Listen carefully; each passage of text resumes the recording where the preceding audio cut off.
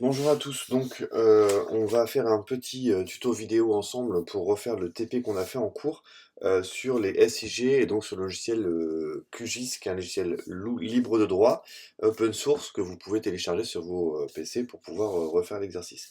Donc on va essayer de faire rapidement un petit peu le TP qu'on a fait en cours pour que ce soit plus simple pour vos révisions. Alors dans un premier temps, vous avez donc les deux panneaux, hein, le panneau explorateur et le panneau couche qu'on va utiliser. Je vais aller chercher dans les tuiles XYZ la couche OpenStreetMap. Donc je rappelle qu'OpenStreetMap c'est une couche qui permet de faire afficher une carte type Google Satellite mais en version libre de droit. Voilà, donc vous avez la même chose que pour Google Satellite, à la différence qu'effectivement c'est une carte elle aussi open source. On va pas l'utiliser pour le reste du TP, mais au moins vous avez eu cette information-là.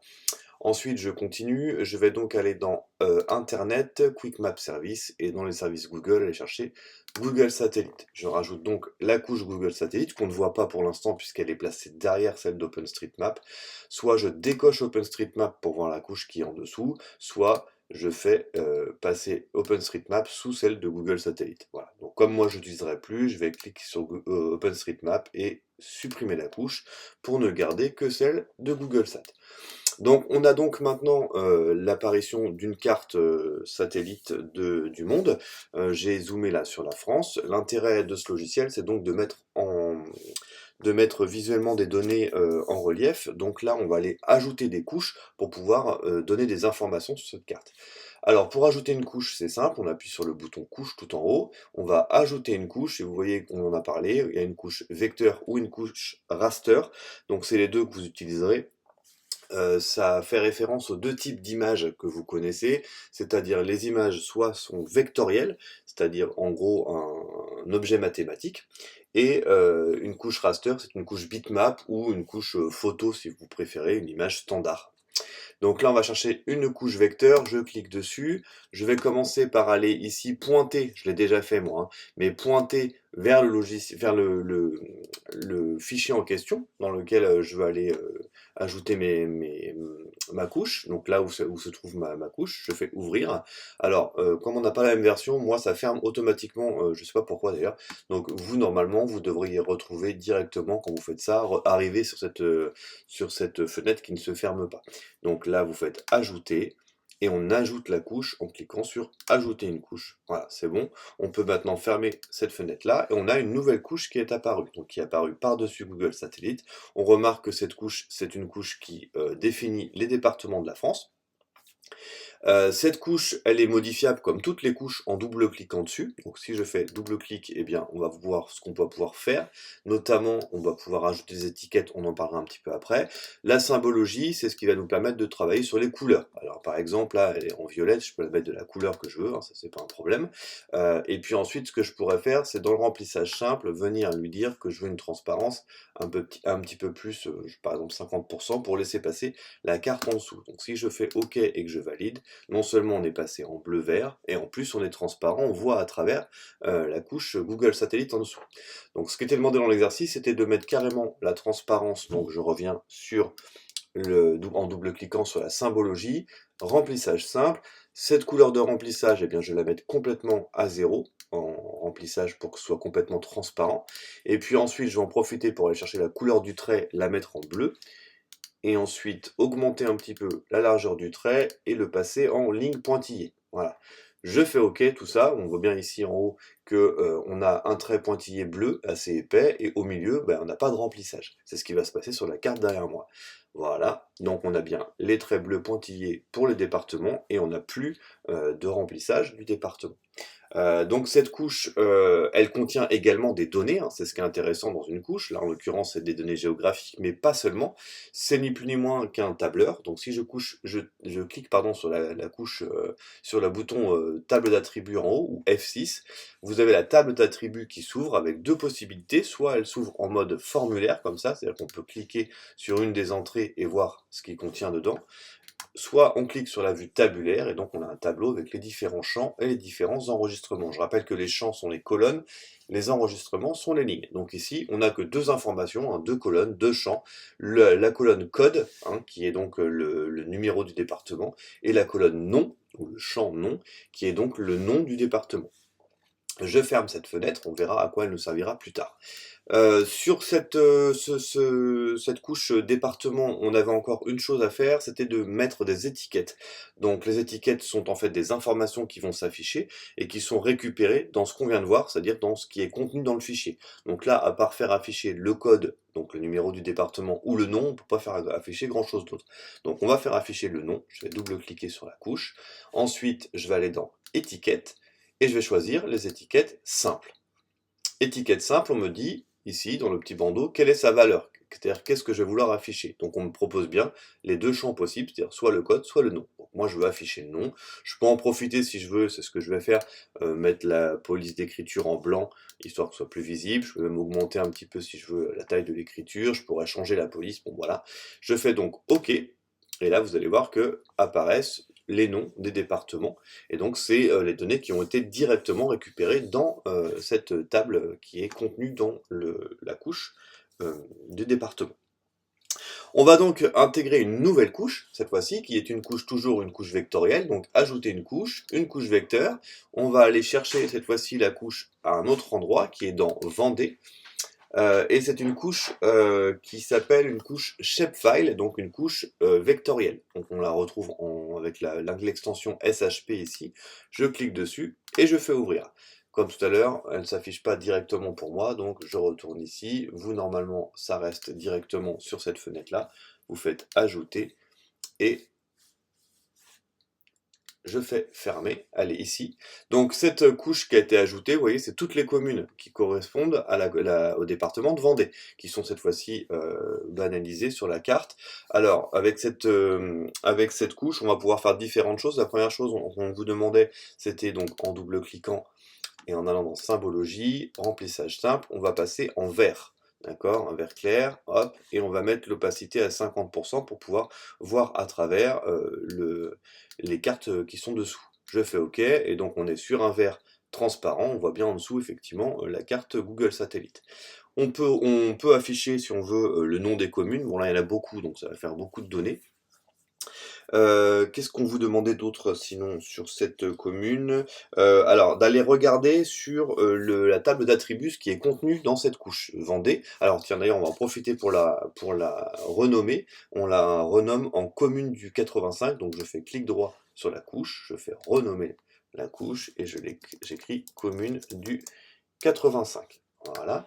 Comme ça, je m'y perds pas. Donc dans cette couche, je la sélectionne, je vais dans la table d'attributs, et là on a un tableau qui est quand même beaucoup plus fourni que le tableau précédent. On a des données sur l'identifiant géographique, le code de la commune, le numéro de la commune, hein, le code postal, son nom, le chef-lieu, etc., les coordonnées, la superficie, la population en milliers, etc., etc. Donc toutes ces données, ce sont des données qu'on va pouvoir utiliser à la fois pour éventuellement les afficher sur la carte, mais aussi pour faire des calculs avec. Alors, c'est ce qu'on va voir dans un premier temps. Cette table d'attributs, en dehors d'afficher des données, bon, qui est un affichage simple, on peut faire des calculs et on peut faire aussi des filtrages, tout comme un tableur. Donc pour faire un filtrage, là par exemple, on voudrait faire afficher uniquement les données qui sont contenues, qui contiennent, enfin les communes qui sont supérieures à 5000 habitants. Donc cette population, on l'a, hein, donc là je vais aller dedans, on voit qu'on a pop milliers hein, ici, c'est-à-dire qu'on a en milliers le nombre d'habitants. Donc on va aller sur le petit icône qui représente un espèce d'entonnoir ici, pour filtrer, et on va dire qu'on veut filtrer la population en milliers ici, hein. On veut toutes celles qui sont supérieures à, et alors on se trompe pas puisque c'est des milliers, on va faire 5, c'est-à-dire supérieur à 5 milliers, donc 5000. Deux solutions, soit je fais filtrer les entités, si je fais filtrer les entités, ici ne s'affiche plus que les communes qui sont concernées par ce filtre, qui sont donc supérieures à 5000. Sinon, je peux aussi faire sélectionner les entités, voilà, et là quand je ferme cette fenêtre-là, vous allez voir que sont sélectionnées sur la carte en jaune uniquement les communes qui correspondent au filtre que je viens d'appliquer. Donc ça, c'est un moyen de filtrage et puis de pouvoir faire une carte avec les différents filtres qui nous intéressent pour rechercher une donnée particulière. On va continuer sur le TP. on a vu qu'on avait un champ qui était population en milliers, alors c'est bien, mais c'est pas très intéressant, surtout pour faire une carte de densité. 6,1 habitants, c'est pas logique, c'est bien 6,1 milliers. Donc on va faire une nouvelle entrée dans cette table ici. On va créer en fait tout simplement, si je passe en mode tabulaire, on va en fait créer une nouvelle colonne qu'on appellera population, qui sera cette colonne-là multipliée par 1000 pour avoir le nombre réel de population. Pour ce faire, donc, j'ai ouvert ma table attributaire. Je vais cliquer sur le petit boulier ici, mais je peux le faire aussi directement sur la page principale.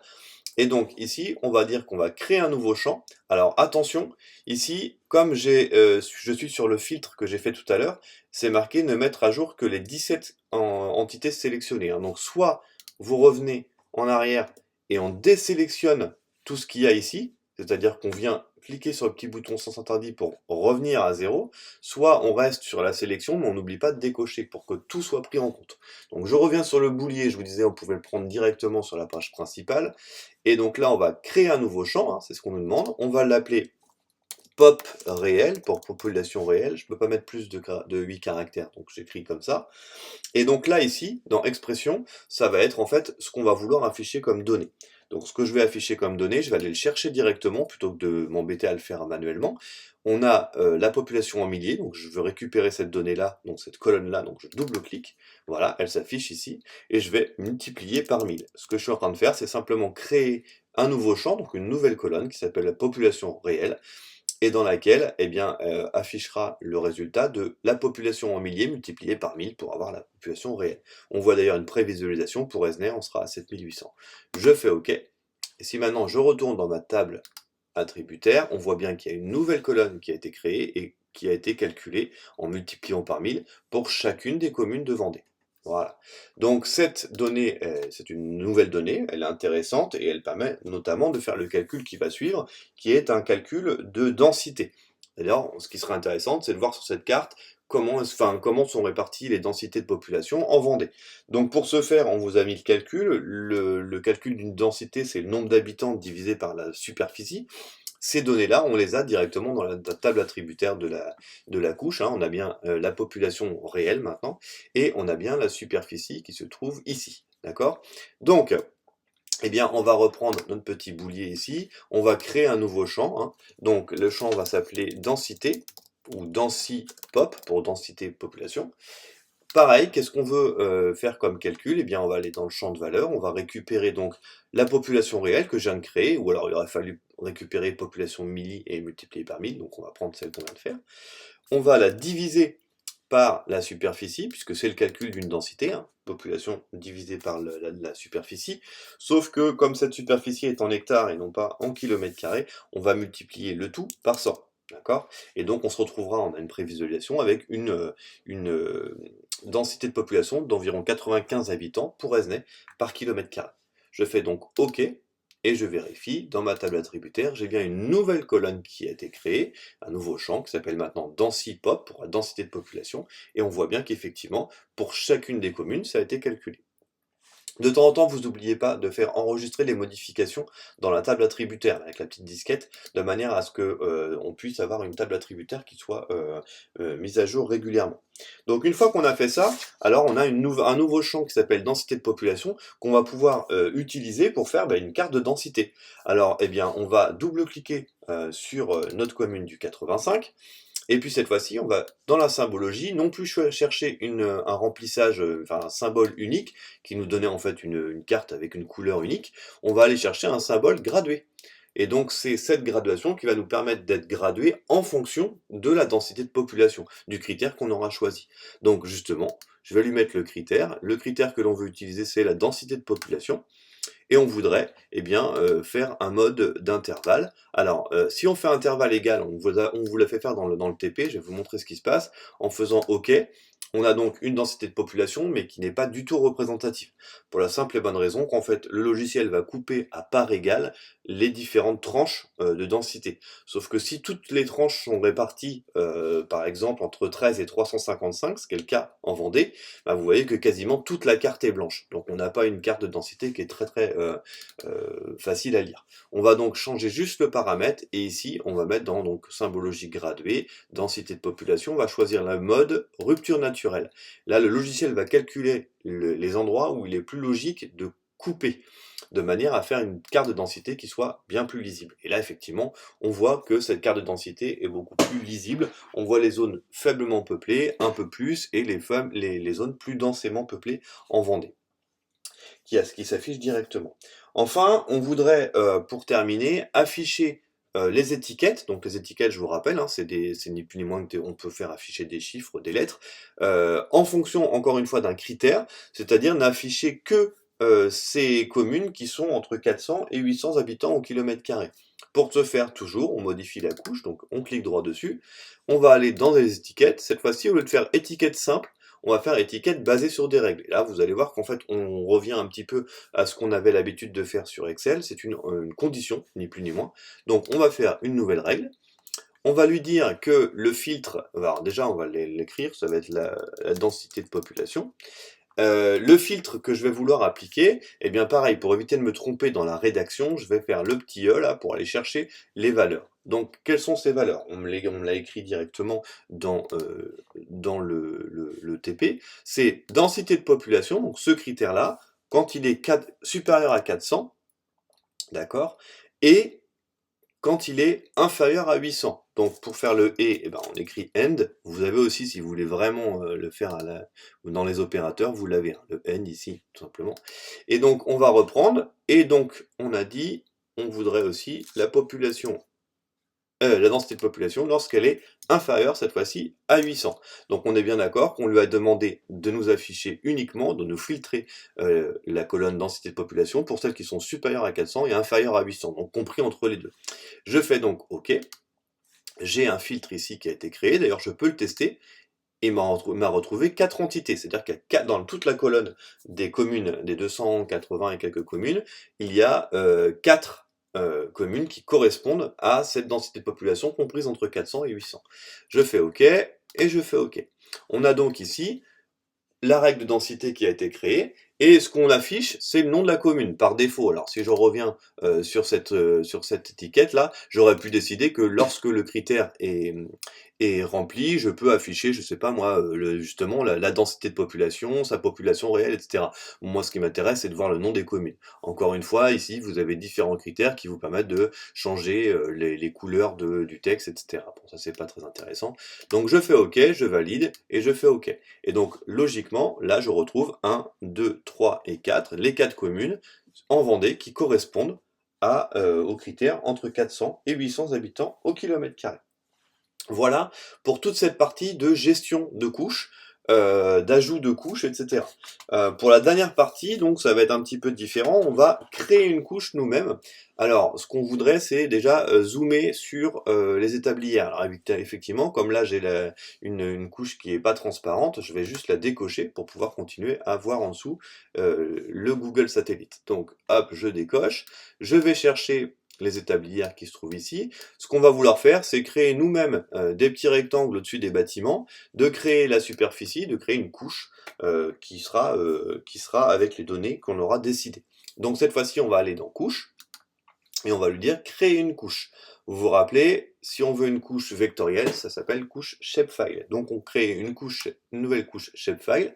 Cette fois-ci, on va aller chercher le nom du fichier. Alors encore une fois, les 3 petits points là, c'est pour aller directement pointer vers le dossier, donc moi SIG 2025, vers le dossier qui m'intéresse, d'accord? Et je vais l'enregistrer sous le nom établière.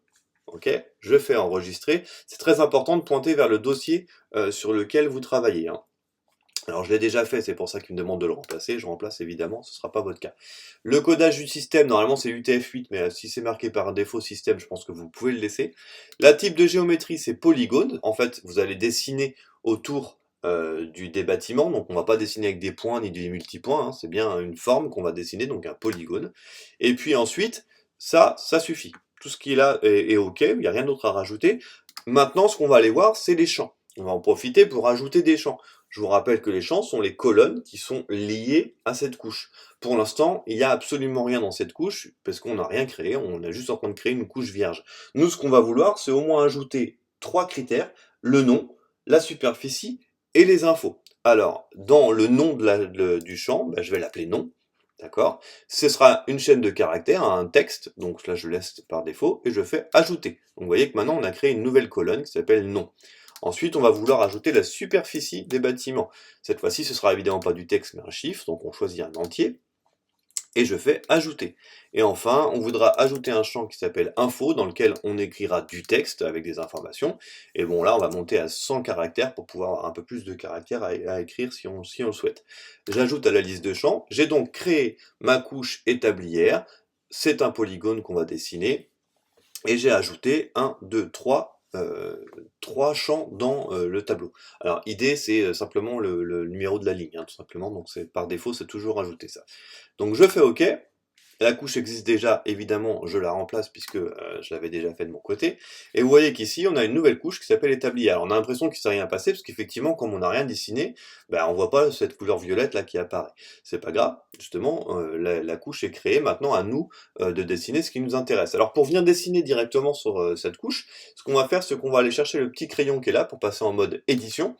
Et vous voyez, quand on clique sur le mode édition, on a eu des petits boutons qui sont apparus ici, notamment le polygone. Donc on va cliquer sur le polygone, et je vais venir ici me mettre à chacun des coins, hop, et je vais venir tracer le bâtiment. Donc là on est sur le bâtiment lycée, hein, donc je fais à peu près, on est d'accord, le tour du bâtiment, hop, je le crée, j'appuie à chaque coin, hein, tout simplement pour créer un polygone. Quand j'ai fini, j'ai fait le tour, je fais un clic droit, et là vous voyez, on retrouve les champs qu'on a créés. Et donc là, je vais pouvoir rentrer son nom. Ben, son nom, c'est bâtiment lycée. Donc je fais OK, j'ai créé un bâtiment lycée, vous voyez qu'il prend la couleur qu'il avait proposée au départ par défaut. Je vais faire la même chose avec le bâtiment BTS. Alors le bâtiment BTS, il est là, tac, tac, et on est parti. On fait le tour encore une fois avec les différents coins. Alors c'est pas forcément toujours très simple, mais on prend le temps de le faire correctement. Voilà, ici, ici, ici, ici. Et encore une fois, clic droit. Clic droit, cette fois-ci, je l'appelle bâtiment BTS. Je fais OK. Et donc, j'ai encore un nouveau polygone qui s'est créé qui s'appelle bâtiment BTS. Voilà, on a créé donc cette couche qui s'appelle établière. Si je décoche, on ne le voit plus. On peut la remettre. Effectivement, cette couche établière, si je double-clique, hein, c'est une couche tout à fait normale. Si je vais dans étiquette et que je lui mets étiquette simple et que je lui demande de m'afficher le nom, comme j'ai rentré des noms, il va mettre bâtiment BTS et bâtiment lycée. Vous voyez? Bon, alors là, c'est pas très lisible, effectivement, je pourrais tout à fait changer, ajouter un petit peu la taille, et puis par exemple le mettre en blanc, voilà, pour que ce soit un peu plus lisible. Voilà, bâtiment BTS, bâtiment lycée. Donc là, on a ces deux étiquettes qui sont correctement ajoutées. Alors maintenant, on va aller ajouter dans cette... donc je vous montre la table attributaire, hein, de la couche. Et on a bien, alors je vais passer en mode tabulaire, on a bien, pardon, formulaire, bâtiment lycée, on voit son identifiant, le nom, pour l'instant superficie, il n'y a rien, info non plus, bâtiment BTS, même chose. Si je passe de l'autre côté, bah, vous voyez qu'il y a une, deux, trois colonnes en plus de la colonne identifiant. Donc nous, ce qu'on va vouloir rajouter, c'est ajouter un nouveau champ dans cette table. Donc on l'a déjà fait, hein, plusieurs façons de faire. Ce que je vais faire dans un premier temps, c'est faire une manière dont on n'a pas encore utilisé. Je clique dessus, ici, et là je vais aller dans les champs. On les retrouve aussi quand on clique sur la... Vous voyez, les champs sont ici, et puis là je peux ajouter, supprimer ou modifier un champ. Donc je vais ajouter un champ ici, on se retrouve avec la même chose. Ce qu'on nous demande d'ajouter, c'est un champ qui s'appelle photo, d'accord? On va rajouter dans la table attributaire des photos, on va le mettre en mode texte, d'accord? Et on fait OK. On se retrouve ici avec notre photo. On a les formulaires d'attributs, qui est ni plus ni moins que ce qu'on retrouverait, ce qui est donc comment dire, les options de chacun des champs. Et donc là, on nous demande d'aller chercher, d'aller modifier le champ photo pour pouvoir ajouter justement une photo, parce que par défaut, c'est pas proposé. Alors bon là, c'est un petit peu plus loin que ce qu'on fera pour le CCF, mais je continue quand même puisque c'est le TP qu'on vous a proposé. Type d'outil, on vous demande de passer en pièce jointe, donc je fais pièce jointe. Ensuite, le chemin par défaut, eh bien, on vous demande de mettre /photo, puisque c'est comme ça que s'appelle le dossier qu'on vous a donné dans lequel est proposée la photo. Le chemin, il est le chemin relatif au projet, et surtout, ici, dans le type de contenu, ce sera une image. je fais OK, et donc maintenant, si je retourne sur ma table attributaire ici, et que je passe en mode formulaire, vous voyez que pour le bâtiment lycée, dans photo maintenant, au bout, on a un petit bouton là, comme les sources. Je peux donc cliquer dessus et aller directement chercher dans le dossier qu'on vous a remis. Je vais y aller directement, hop, première bac pro, SIG, et donc le dossier s'appelle photo. Vous pouvez récupérer la photo et faire ouvrir. Et vous voyez qu'on ajoute dans la table la photo du lycée, tout simplement. Voilà, je referme. Alors je vais en profiter pour l'enregistrer. Je referme donc ma table attributaire. Je continue. On me demande ensuite de créer, me semble-t-il, un champ qui s'appelle web. Voilà. Donc on va revenir comme tout à l'heure. Hop, je double-clique sur l'établière, champ, j'ajoute un petit champ ici, et je vais l'appeler web. Ok. Ce sera un champ texte, me semble-t-il. Ouais, un champ texte, et je fais OK. Dans la table attributaire, web, même chose, on me demande de modifier certaines choses, notamment de passer sur édition du texte, pièce jointe, et ici on va mettre en type de contenu la vue web. Voilà, je fais OK. Voilà, et donc maintenant, si je prends ma table attributaire, on a maintenant, en plus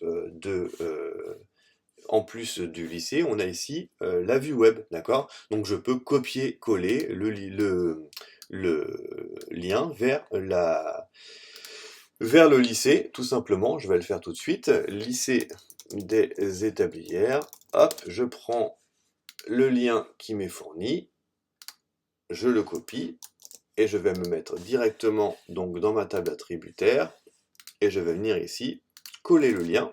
Pardon, j'ai enlevé ici, voilà. Il retrouve effectivement, hein, on vous dit que de ne pas accepter les cookies, voilà, et donc on a ici maintenant le site qui est directement rajouté à la table attributaire lorsqu'on clique sur le bâtiment du lycée. Voilà, je ferme ça, et je continue donc le TP là où on était rendu. On nous demande de calculer maintenant ces bâtiments-là, d'accord? Donc pour ce faire, on a toujours recours à la même chose, le petit boulier qui est la calculatrice de champ, ok? Donc on va lui dire que on veut modifier, puisqu'il existe déjà le champ superficie, donc on va modifier un champ qui existe. On l'avait rentré, hein, il s'appelle superficie. Et alors comment on va faire? Eh bien, il existe, on va pas s'embêter, hein, il existe une fonction area pour R, avec le petit symbole devant, là, c'est celui-là qu'on prend. Je double-clique, voilà, et automatiquement, lui, il va aller calculer lui-même les surfaces des polygones que j'ai tracés. Donc juste à faire OK. Et vous voyez que maintenant, d'ailleurs je pourrais le faire, donc on va le retrouver dans la table attributaire, hein. Hop, je vais passer en mode tableur, voilà. Superficie, vous voyez ici, des superficies sont apparues. Alors c'est pas forcément exactement au mètre carré près celui que vous avez sur le le TP, parce que ça dépend comment est-ce qu'on a tracé, si on a fait un petit peu, si on a changé un petit peu, ou si on s'est un peu si on est un peu sorti du polygone, c'est pas exactement, vous voyez là, c'est pas très très droit, donc on n'a pas forcément au mètre carré près la même distance, c'est pas grave du tout, mais vous avez effectivement la superficie qui a été calculée, hein, donc je peux même la faire afficher si je le veux, avec les étiquettes les étiquettes de la couche, pardon. Donc, nous avons terminé pour ce qui est de l'ajout d'une couche shapefile qu'on a créé nous-mêmes. On a pu ajouter des champs et on a pu aussi ajouter et calculer par exemple la superficie des polygones que nous avions créés. Donc ça permet par exemple, hein, si on remet dans le contexte professionnel, de faire le tour par exemple d'un champ, d'une plantation, d'une parcelle, et d'en calculer la superficie facilement. D'accord? De la faire afficher, on peut créer des cartes avec tout ça. Alors justement, je vais décocher les établières, je vais faire un zoom arrière et je vais remettre les couches pour les communes du 85, la densité de population, parce que ce qui est intéressant là-dedans, c'est pourquoi pas de faire une carte, enfin d'imprimer cette carte pour justement avoir un visuel sur les différentes couches qu'on a manipulées pour faire une carte de densité.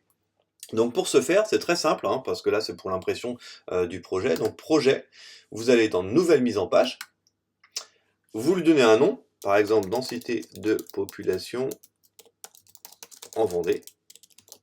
Hop, ok. Et ensuite, vous avez une nouvelle page qui va s'ouvrir avec le titre que vous venez de donner, et on va pouvoir créer, avec tout ça, et bien créer directement la page, celle que vous voyez directement devant vous, là, c'est la page qui sera imprimée. Donc, je vais d'abord lui ajouter un texte, je clique sur le titre, je lui donne une zone de texte, voilà. Alors, ici, vous voyez, il s'affiche, hein, le titre. Alors, on va aller dans les propriétés, des fois, c'est dans mise en page, donc on va mettre sur propriétés, on va modifier le titre. Carte de densité de population en Vendée. Voilà, exactement. Alors après, vous pouvez changer la police, etc. Moi, je ne vais pas m'embêter avec ça aujourd'hui, mais vous pourrez très bien, si vous le souhaitez, changer la police, etc. hein. Ça se trouve dans le même onglet. Ensuite, on va aller ajouter la carte. Donc, quand je clique sur carte ici, voilà, et que je sélectionne ça, eh bien vous allez voir que cette carte qui va apparaître, c'est la carte qu'on a en dessous, tout simplement. D'accord? C'est d'où l'intérêt en fait avant de lancer votre mise en page, de vous mettre correctement sur l'endroit que vous voudriez voir apparaître. Donc là j'ai créé mon cadre et effectivement j'ai la carte qui apparaît. Derrière ça, je peux ajouter éventuellement une légende en cliquant dessus et en faisant une zone de légende. Vous allez voir que la légende qui apparaît, eh bien c'est ni plus ni moins que ce qui est ici, les différentes couches qu'on avait créées précédemment. Et puis on peut même ajouter une échelle pour avoir l'échelle de cette carte par rapport à la grandeur et l'échelle globale de notre carte de densité.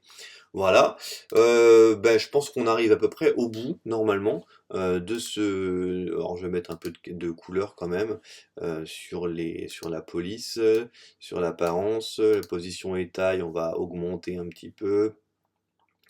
Voilà, pardon, ça c'est la zone. Tac, tac, tac, tac. Voilà. La police, je vais augmenter sa taille. Voilà, et puis là on est pas mal. On a donc la carte de densité avec la carte d'arrière, et puis ici l'échelle et la légende. Vous pouvez l'imprimer directement, pardon, et l'enregistrer sous forme de PDF pour justement l'imprimer derrière. D'accord? Donc vous avez globalement l'intégralité du TP qui est fait. Vous pouvez reprendre point par point, prendre le temps tranquillement de faire des pauses, de regarder les endroits qui sont importants. Pour le CCF, ce qui sera évidemment important, c'est d'être capable de gérer les couches, c'est-à-dire de modifier l'une par rapport à l'autre, d'en faire passer une par-dessus l'autre, etc. Ce qui sera important également, c'est d'être capable de créer une couche, c'est d'être capable, dans une couche, d'aller chercher la table attributaire, avec le petit boulier, de faire éventuellement des calculs, d'accord, ou de créer une couche et de lui attribuer un calcul particulier pour qu'il s'affiche quelque chose dans cette couche, et puis de faire aussi une mise en page, comme on l'a fait à la fin, pour permettre d'imprimer votre travail. Voilà en gros les points importants de ce TP. N'hésitez pas à le regarder à nouveau, à prendre le temps de faire des pauses et de poser des questions au prochain cours qui sera le dernier avant le CCF.